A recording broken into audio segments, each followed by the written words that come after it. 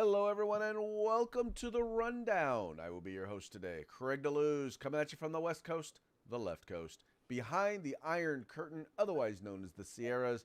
But as we all know, I do not do this program by myself. Nope, my name is Mike Piwowarski. I am coming to you from the East Coast. That's the coast with the most, from the co-host with the most. Here on the Rundown, 2A Views, Conservative News. Craig, it's a special day today. Once again, yes, it is. It is Taco Tuesday. It's raining tacos from out of the sky. Tacos, no need to ask why. Just open your mouth and close your eyes. It's raining tacos. It's raining tacos out in the street. Tacos, all you can eat. Lettuce and shells, cheese and meat. It's raining tacos. Yum, yum, yum, yum, yum, yum. Raining tacos. That's right, folks. It is raining tacos here on Taco Tuesday. Mike, any special plans for any special tacos today? Tacos, just tacos, street tacos on the street. Some tacos from out of the sky, tacos. Don't need to ask why. Well, I do believe we're Just going to open be your going mouth. with the pulled pork tacos for dinner this evening. Oh, family show. There we go. Yeah. The tacos are wonderful. I love Taco Tuesday. It's and I can't get that song out of my head half the day. So it's just I walk around and I or drive around mostly and hear that in my head, and I'm seeing taco stands and I'm like, Exactly. As maybe soon as you that's the see lucky one today. Right. Maybe As soon that's as the you see lucky taco one truck, today. you're like, I got to stop and get at least a taco. Well, you can't get just one. Yeah, you have to have at least a. two. Yeah, I got to put it on the list. Right. Got to see how they fare up. Yeah, and when they're only like this big and $2, you can stop Right. and have See, just one. Like I you know? said, I remember back in the day when, now, and I don't know about Florida, but in California, like the food truck is now the chic thing. But back in Yeah. the day, man, the taco truck used to be, that was like the Yeah. best kept secret for people who really wanted really, really good tacos. Oh, you got to know where they are. Yeah. No doubt. You got to know where they are. You got to go to the the construction part of town. Is where they're doing a lot of work. If you find a taco truck, over near the port, you're getting $2 tacos, right? Right. But if you find it with 7 other food trucks in front of a shopping plaza, you're paying $12 for the same taco. Because you're right. It's a chic taco de street or some crap like that, Oh yeah. Well, see, now when I was in school at Chico, what the taco trucks would do on the weekends, instead of being out at the construction sites, they would find their way to like right outside the bars, right around 1:30, 2 a.m. Yeah. Yep. Good No, stuff. Orlando's got those guys. They got the hot dog and pretzel guys, and those guys they make a huge amount of money right about 3 a.m. Although I don't want about 100 yards away from them, you don't want to be. No. no, that right there could be all bad. That could be all bad. Yeah, But exactly. Yeah. tastes good going down. Yep. Hey, folks, thank you for tuning in. We very much appreciate you tuning in. We appreciate you liking and sharing the program, letting your friends know this is the place where the conversation about 2A news and conservative views is going on. Let your friends know. They can watch us on YouTube, on Facebook. They can watch us on Spotify or on Ops Lens. They can also listen if they just want to listen to the audio version of the program. You can find it wherever you get your podcast. And when you do that, when you check us out, please make it a point to check out our sponsors.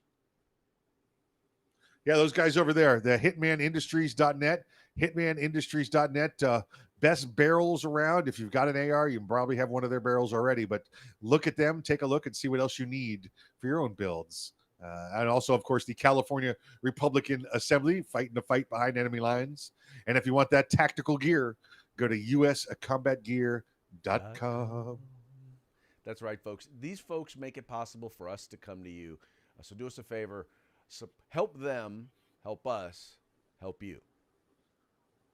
Helping you, help us, help There them. you go, Yes, there you go. yes, yes. All right.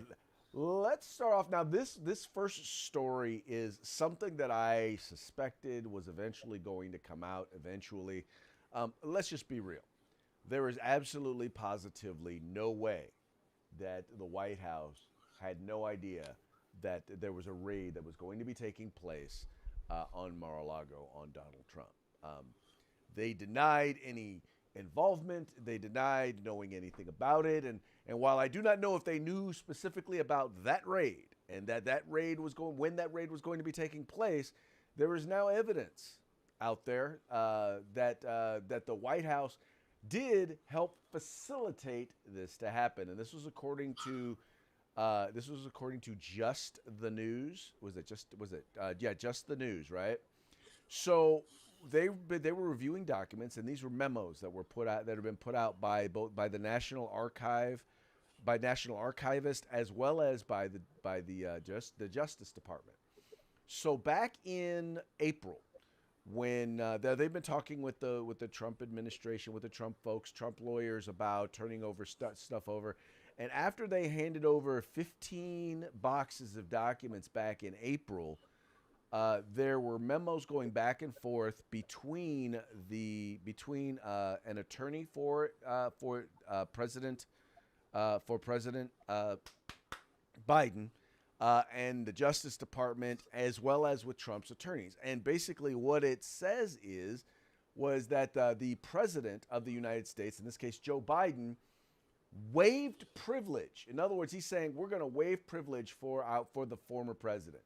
So he has no claim to privilege any longer for any of these documents, and that opened the door for the grand jury, which would be then the source, or the folks who would then request or issue the subpoena for the documents that they would wind up going to Mar-a-Lago to get. Now, this has got all sorts of issues. Like, number one, what they said in the article is that there is a legal argument that, yes, the current president can waive privilege for a former president, although that generally does that. And there have been instances where it's happened, but usually not without the permission of the former president. That was number one. But the other thing was, and this is one of the things that Dershowitz talked about in this piece, he said, you can't waive privilege for a former president against an administration that's actually coming after them. I mean, how crazy is that? Yeah. Bring that back up again, Craig, and just goes back to the top. There's a quote there right at the top from the National Archivist that I want to point out, all the way to the top. Keep going. There you go. This is from Deborah Stidell. She wrote, "I have therefore decided not to honor the former president's protective claim of privilege." You don't get to do that. You absolutely don't get to do that. Only the individual that's claiming the privilege can waive the privilege, or you must have a judge or a court say the privilege is not valid. They must decide on the privilege if you have a claim. It's you can absolutely not do what they've done. Now, Craig, they say that the President Biden, was the one that accepted, I guess, the National Archivist's claim of privilege not being valid. So I guess when the National Archivist said it's not valid, then President Biden said it's not valid, and then they sent the henchmen over to search former President Trump's estate. Well, my question, Craig, is I thought, was it yesterday's news that Biden had no idea what was going on, that they shielded him from this so he would be not complicit in this? So they can't have it both ways, Craig. They really need to check their stories before they release them. Either he had knowledge of this incident and didn't excuse the privilege, or he did have knowledge and he excused the privilege like he did today. So which is it, White House? Are you lying yesterday or are you lying today? I'm not sure which one it is. Well, exactly, because it says right here, White House Deputy Counsel Jonathan Su was engaged in conversations with the FBI, DOJ, and the National Archives as early as April. So they knew. I mean, so he can't say he didn't know, especially when it was the National Archivist who tells the president, and the president says, "Well, I'm going to waive privilege." You're telling me you're going to waive privilege of a former president and then just be like, okay, whatever happens, happens. Now, It's not their privilege to waive. It's not exactly. President Biden's or this administration's privilege to waive. It's the privilege of the previous president. Only he gets to waive that privilege, or a court saying that the privilege has been, applied incorrectly.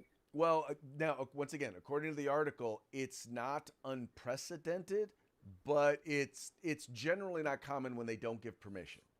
And especially, once again, if I'm the one coming after you, the current president, if I'm the one that's trying if it's my administration that is trying to catch you in a crime, I definitely have a conflict of interest and should not have the right to be able to waive your privilege. This is like some crazy Dungeons and Dragons kind of stuff, right? Like, I have a magic shield to protect me. They roll the dice. No, it's not valid. Like, what are you talking about? It's just, your shield is no good. You must face the devil. If you're going to throw in the Dungeons and Dragons and the dice roll, then they have to be loaded dice. Oh yeah, absolutely, yeah. Because this wasn't random. Yeah. And for the record, listen, the only thing I know about Dungeons and Dragons I saw in The Big Bang Theory. That's all I know about it. So it involves dice. Yes, and them saying crazy things like my shield doesn't work. That's it. I remember that episode. So yes. So folks, So be it. I'm going to tell you right now. So right now, just the news is the only ones that have been reporting this, but you're going to start to see it. It's going to start to become a part of first conservative media. You'll see them talking about it, like we're talking about it right here. Eventually, what will happen is once they come up with some sort of a convoluted explanation or cover story, is when you'll probably hear about this in the mainstream media, if at all. But suffice it to say, this is going to be part of an investigation, because you know that once Republicans take over the House, that there are going to be investigations into this stuff, and the DOJ and the White House are going to have to answer for this. Yes, they will, and then it'll be sit back and enjoy time, because Craig, that'll probably hit right around election time. Oh yeah. Yes, exactly. So fun, good times. Definitely looking forward to Democrats being held. Well, as much as anyone in Washington D.C. is held accountable for anything, at least they'll be hopefully publicly embarrassed. Well, you would think, right? You would think, but they all walk around with that dumb look like Adam Schiff has on his face all the time. You know, that they're like, am I in the right place? Am I supposed to be here? You know, that kind of look, you know? Oh yeah. What's that favorite saying? We got him. Yeah. Yep. All right. Speaking of we got him, Liz Cheney. All right. So this lady, she is the gift that keeps on giving. And I don't understand why people don't understand, why in particular Democrats do not understand why Republicans don't like her. And here's the thing. Liz Cheney is by the positions that she has taken on issues, she is probably in the top 95% of conservatives when in the House of Representatives. The problem is that Liz Cheney has allowed her Trump derangement syndrome, her hatred of Donald Trump, she's allowed that to cause her to do things that, number one, helped elect Joe Biden to be our president, and we all know he's no conservative, and it helped Democrats to be able to seize control of the U.S. Senate, which we also know is Democrats controlling the Senate is not conservative, and thus have been able to implement all sorts of liberal left-wing policies that have put our country in the position that it is currently in. Well, now she is continuing in her BS by instituting, or she is creating, a political action committee that is specifically going to target GOP candidates or Republican candidates who support Donald Trump, or at the very least, who are not interested in fighting against President Trump because they agree with him on the issues. They may not like his personality. They may like his personality. Who knows? Who cares? Some of them may be really tight with him. Some of them may not necessarily be. Some of them may like his policies. And by the way, if you simply believe that he is being mistreated and that what they're doing is wrong, which by the way it is, she is going to raise money to oppose you. Now, this mic reminds me of the now, I don't know if they are defunct, but it is an organization called the Lincoln Project, which actually is basically it's a group of jackasses in elephant suits, former Republican consultants who just basically wanted to make some money off of George Soros by opposing Republican candidates. That's who she is Right. now. That is the sort of group that she is trying to create through this new political action committee. Yeah, this is another act of a bitter woman, right? That's what, and I don't mean bitter like only women can be bitter. I mean this is TDS at its maximum, right? This is I'm so obsessed with what Donald Trump does, and I hate every second of it. That I'm going to cloud my own judgment. I'm going to do things I wouldn't normally do because I hate him. Listen, if you take a look and you take the tweets out of it, right, and what you don't like about what he says, and look at, everything that Donald Trump did, I think every conservative out there is 80 or 90% in agreement with him, right? And the other bad part that if you don't like the tweets, or if you do like the tweets, that's only 10, 20%. You just ignore it, all right? You're never going to get above an 80% anywhere of somebody that you agree with, right? And if you do, it's probably a clone, right? A little clone humor, sorry. So you're never going to get there. You're never going to get there. 80%'s it. And she can't deal with another 10, 20%, Craig. She can't. It eats them up. It eats up people with TDS. It drives them crazy that they will go and oppose their own ideology to fight that 20%. She's willing to fight her own 80% because she doesn't agree with that 20%. What do I mean by that, folks? She is one of the people that contributed to the loss of re-election of Donald Trump because she fought against him so hard. Look what the other 10 are doing. Her actions are partially to blame for destroying the country the way it is right now. All right. Because she fought against the president and took those, that 1-2% of the vote away from him that made up the difference. Okay. Well, exactly. She is the nation. You hit the nail on the head. She's more of the nation's enemy than Biden is. Oh, no, I agree. She is because like you said, she literally fought against her own values, right? What she claimed her own values to be. And that's the worst part. That's what makes her, in my opinion, like you said, worse than Biden, is because at least Biden believes in the stuff that he is propagating. She, on the other hand, claims to not support the stuff that Biden is propagating, yet she empowered him. Yeah. So, no, Liz Cheney, you're done in the Republican Party. Nobody who seriously considers themselves a conservative would support you because, once again, you've allowed your personal feelings to get in the way of good policy, period. And it does no good if your policies are good, if your personal feelings are allowed to then trump that and get it, and once it can get in the way and put us in the position that we are as a nation. I'm sorry, Liz Cheney, but bye-bye. And she's fighting, by the way, to stay relevant. That's what's so funny. It's like, why don't you just leave? Yeah. Yeah. Why don't you make like a tree and go home? Yeah, but so folks, I once again, I do not consider her to be a rhino. I consider because rhino is Republican in name only.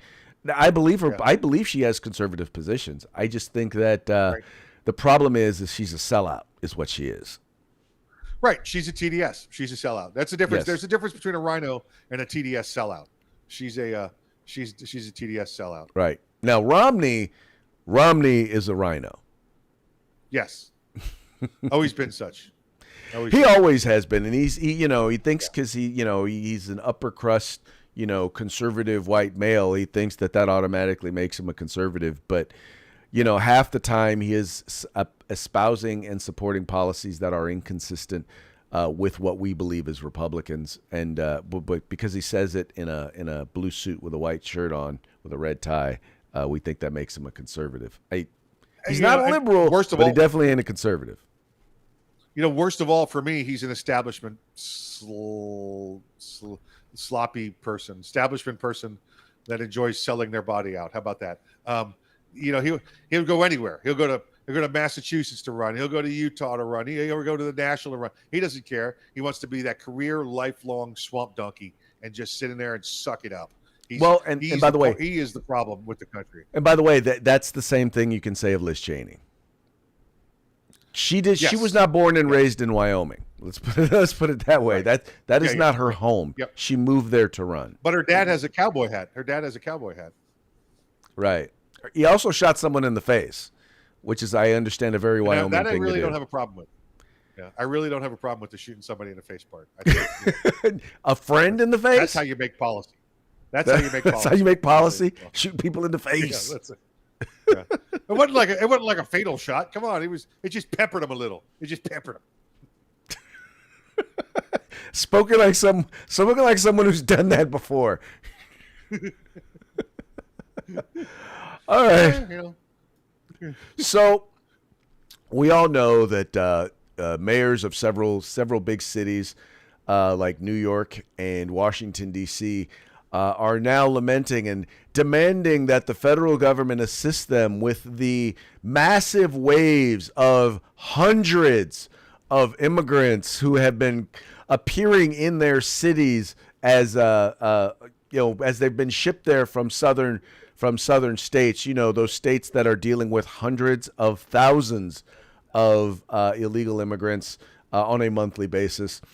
The mayor of Washington, D.C., continues to request that the National Guard send troops in order to help protect the citizens of Washington, D.C. Interestingly enough, the Pentagon is still continuing to tell Mayor Muriel Bowser, no, go jump in a lake. We will not be sending you any troops because, well, you don't need them. And part of it was initially they turned her down because it was kind of an open-ended request and there was no direct mission or in terms of when it was going to be ending. This time they just flat out told her to go jump in a lake. Yeah, this is, like you said, the second request, and she wants 1,000 National Guard troops, Craig, right? And she's only gotten a couple hundred migrants there, and same as New York. They want to make it sound like, Texas has sent them 500,000 people, and they've only gotten a couple hundred in each location, and already it's overwhelmed their free systems that they have there. Listen, Bowser there, she's got 200 people there, and she wants 1,000 National Guard troops. Are they going to cater to them? What are they going to do? They're going to put them up in a hotel, and one's the bellman and one's the servant, and I don't get why she wants such a giant number to cater for these 100 people. Come on, you've got shelters, right? You got your soup kitchens, all these great things that you provide to your poors, right? To make yourself feel better. Oh, we provide to the poors and we give them all the services they need. Now, when you've actually got a couple hundred people that need them, you're overwhelmed. Oh, guess what? Guess your charity ran out, huh? Well, because they're not about See, they want to be, in theory, they want to be a sanctuary city, open to undocumented and the unwashed. In theory, that's a great idea. In practicality, when you actually have to pay the bill, it all of a sudden then becomes an issue, right? That's the problem, is now you have cities like that who are like, wait a minute, we're having a hard enough time taking care of our own folk, and now you just want to send us, like I said, hundreds of other people. Right. Well, yep. You know what? Tell you what, change your sanctuary policy, because the localities that are being selected by the folks who are busing them are places that are cities and counties and states that have said, oh yeah, we're a sanctuary. Just come on in. We'll take care of you. Well, some people are going to take you up on your word when you put out that invitation. Yeah. You get places like New York and DC in particular this time. They tout the charity that they give away, right? Here's what we're doing, as far as our own homeless population here in the city, and we give up, soup kitchens, and we've got hot shelters up on a snowy night. You ever notice, Craig? It's always just enough. It's just enough to put in your political headline, right? Oh, we believe in charity and we do this, and they claim it every time. When's the last time you saw a conservative or somebody on the other side talk about the charity that they give away? We don't. And it's not because we don't give away charity. It's because charity is not meant to be publicized. You do it because it's the right thing to do. You don't do it because it's a political ad. They do just enough of it to get in the newspaper. And and somebody really needs it, they turn their back on them, just like's going on now. They want somebody else to pay the bill. That's why she's calling the National Guard. But Mike, the problem is that giving away other people's money is not charity. And that's what they're doing in these programs. Right. These are not individuals who are giving out of their own pocket in order to support these efforts. These are politicians who are taking money from taxpayers, taking a cut for themselves and then putting it into a program that supposedly is supposed to be benefiting the less fortunate, but never actually does it. Because if they actually really helped the less fortunate and actually really got rid of the less fortunate, then they wouldn't have a reason to take the taxpayers' money anymore. Yeah. Let me clarify that, Craig, because you are correct. When the conservative does it, it's out of their pocket. All right, whether it's money or whether it's effort, they do it by themselves, and there's no publicity to it. When the liberal does it, it's out of the taxpayer's pocket, right? And it's for publicity's sake, and it's for campaigning. It's a completely different thing. Right. It's just to be clear, there is a group that does studies every year, and every year after year, it is found that those who live in red states give a greater percentage of their income to charity than do those in blue states. Hands down. Yeah. Every year since they've been measuring it. It's true. So very true. Very true. What we don't believe in as conservatives, we believe in charity. We believe in helping the less fortunate, the elderly, the children, the sick and the infirmed. What we don't believe in is forcibly taking money from people to go to a government program that is not only not going to be effective, but is not even going to get all the money. Yeah. Yeah. You know what that makes me? It makes me the sheriff of Nottingham. Yeah. Yeah, you're Nottingham getting my money. You're not getting my money. Yeah. I'm going to take your money forcibly from you and then give it to the people I want to give it to. I'm the sheriff of Nottingham. Yep. Exactly.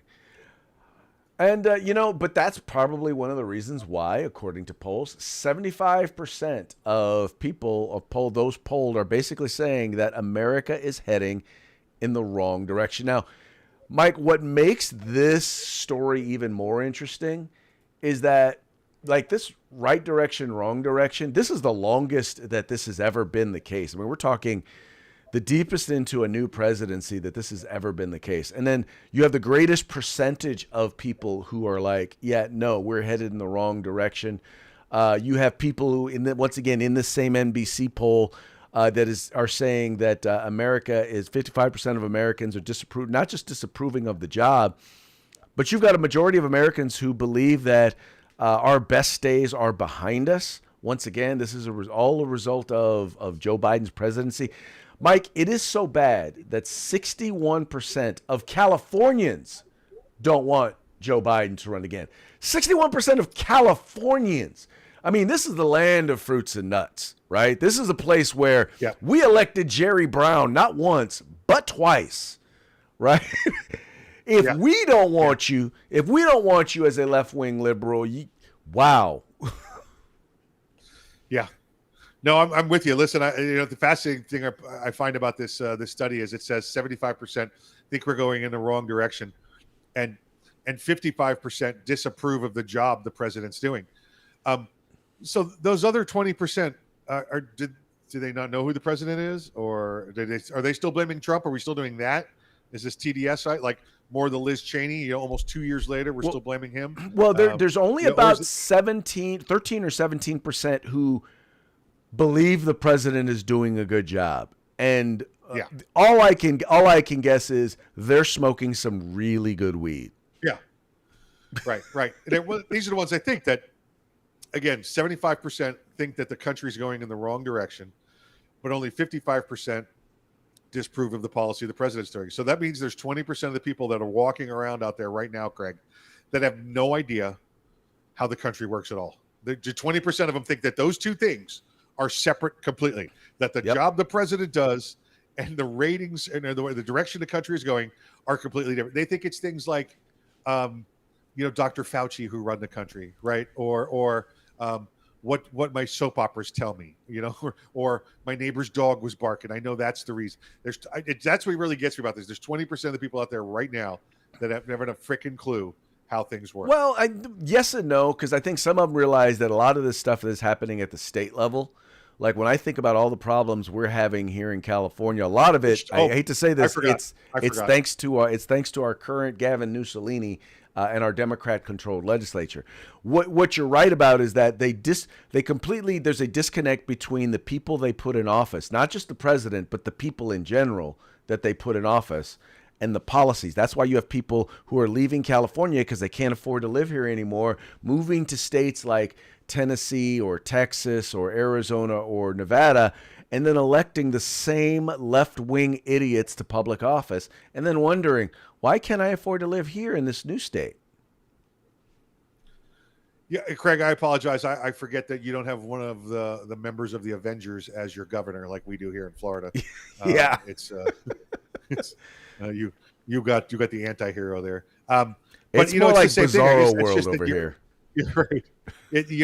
The pain you're feeling in California is the same pain we're feeling elsewhere. So I guess in California they just hate your local government more than they do your federal government. So, yeah. But listen, the reason California is getting so bad is because the feds keep letting them do it. More and more. Remember how President Trump tried to hold them accountable? Oh, you want money for your forest fires? How about you get off your ass and get your forestry division working once in a while and clear those forests out? Oh, see, there you go with that whole accountability thing. You sound like such a right-wing wacko. That's right. Yeah. Yep. All right, well, let's move on to our parting shot, shall we? And this, by the way, I think this next one really kind of fits with our whole conversation, this first one. Elections are coming up, folks, and I think it's time that we held those in power accountable, right? So let's take a look at the success rates of our Democrat-controlled legislative branch and executive branch. So 18 months with 100% Democrat power.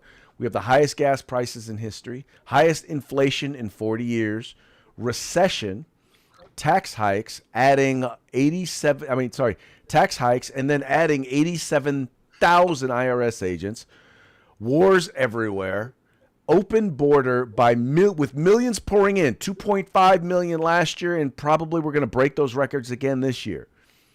Now, Democrat midterm voters are now about to say, please give us more of this. Really? Are you guys really about to do that, Democrat midterm voters? Please tell me no. Craig, the only thing I would say is it's 66% power that the Democrats have. If they really had 100% of the power, you and I wouldn't even be doing this program. We'd have been. We're talking. I'm assuming you are referring to the Supreme Court. Yes. Right. Yeah. Well, what was funny was actually in the last election, Republicans overall increased their numbers. We actually increased our numbers in the House. We lost. Yeah.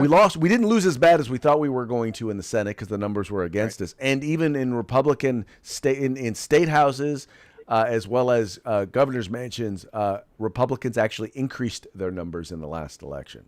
Yeah. Interestingly. Yeah. This next one kind of goes along with the whole, Mar-a-Lago thing, and it is amazing because if you really think back all the way back to 2015, how many times have we heard the liberal left wing, in particular in the media, say, "We got him now"?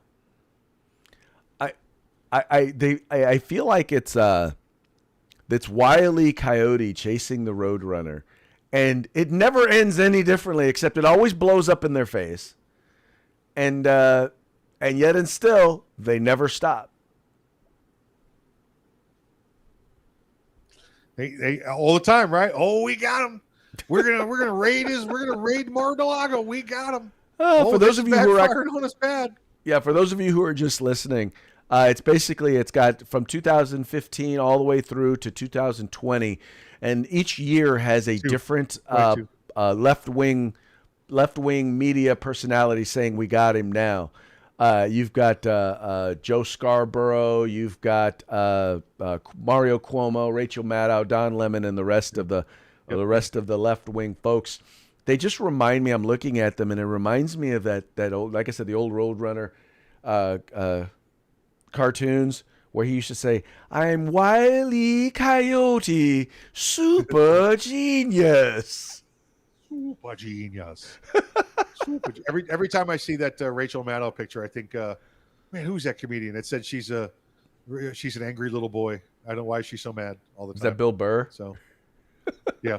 Okay. She's the angriest little boy in politics, angriest little boy in the news media. But yeah. Oh, and making fun of her haircut, folks. If you've never seen Rachel Maddow, she's got a young boy's haircut, I guess. Yes. And okay, so this one I actually it's actually kind of funny, and this because it actually also goes along with the whole concept of what is going on, and the very fact that Democrats will support anybody who's anti-Trump, right? Anybody who is anti-Trump. That's why they keep talking about, oh, we love Liz Cheney, we love Liz Cheney, the Democrat media. Now, those very same folks. This is a picture of a little girl looking kind of befuddled as this says, "Me watching the left go from defund the police to support your local FBI." Now, Mike, I have to say this, 'cause I feel the same exact way when I hear conservatives go from, support the police to defund the FBI. Yeah, right. Well, and I believe the point is with the FBI is that it's been corrupted, is what they're trying to say. So I don't think it's get rid of the FBI. I think it's clean the swamp in the FBI and get rid of the corruption in the FBI. That's the sentiment, not get rid of the agency completely. Now, that one I think we probably need to keep. Half a dozen of the other federal agencies, get rid of them. I'm fine with that. Right. At the very least, we need to identify both the political as well as the career bureaucrats who have proven that they are biased and can no longer be trusted with the blind application of justice. Yeah, absolutely correct. And I think people who deny that that's the case, you just have to look at how things have been handled differently in changing administrations. And by the way, Donald Trump was operating with an FBI that was out to get him. Yeah. No doubt. Now, I'm not saying I don't believe it was justified. They believe it was justified, but they were out to get him. Yeah. No doubt. Oh, yeah. All right, Mike. Directed to get him. Let's be clear. It wasn't just out to get him. It was directed to get him. So. Oh, yeah. It was. They were. Well, while they were out to get him while he was president. Once he left office, then they were directed by the president to get him. Yeah. Yep. Very much so. Right. Very much so. All right, let's hit them sponsors one last time. Let's do it over there at Hitman Industries. That's hitmanindustries.net, hitmanindustries.net. Go take care of all your barrel needs. The California Republican Assembly. They are fighting a good fight behind the Iron Curtain out there. And, of course, you need that tactical gear. Get with our folks at uscombatgear.com. All right, folks, that's going to be it for today's episode of The Rundown. We very much appreciate you tuning in. We appreciate you liking, sharing, and encouraging your friends to do the same. We will be back tomorrow for more conversation on 2A News and conservative views on Hump Day. Hump Day.